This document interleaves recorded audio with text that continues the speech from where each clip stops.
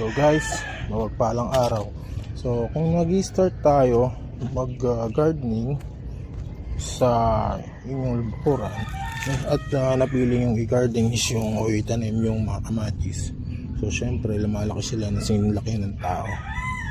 So dapat time to time siyang titingnan, kasi kung open yung garden mo at malakas yung hangin kagaya dito sa akin, kailangan mo siyang tukulan agad. Ayan. So nasa 3 weeks na siya guys na yung mga tanim natin na yan.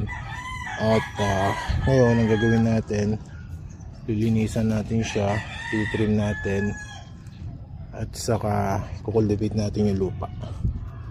So yan guys, maganda nag-start ng tanim para syempre meron tayo na pagkukuha ng mga sinigang, panigang, panggisa, gulay, okra. Ito okra din yan. May talong tayo doon guys, yan talong. So yan, halos puro kamatis. Ayan, may talbos tayo dyan. So ito pala guys yung area natin, dati siyang nambakan ng basura. So yan, nakikita nyo naman guys, ha? So ganyan siya karoon. Tapos ngayon nilinis natin, ginawa natin yung kalahati niya is garden. So hindi ko pa natatapos guys, meron pa tayong gagawin doon. At unti-unti lang natin. And sayang kasi guys yung mga lupa. Kung may mga ganitong bakante kayo, may makita kayong bakanting na pwede magtamnan o linisan, gawin natin para mas makatulong tayo sa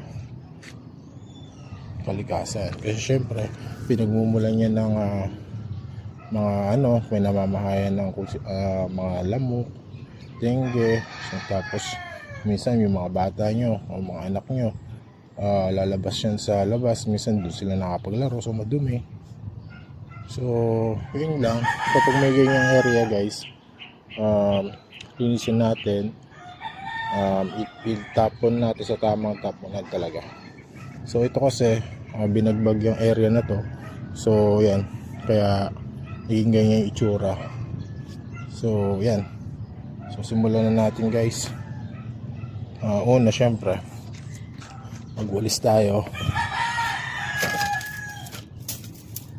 Ito pala guys, no, inabangan ko na siya kasi lumalaki na rin yung kamatis natin. Maglalagay tayo dyan ng tansi, panuporta, para hindi siya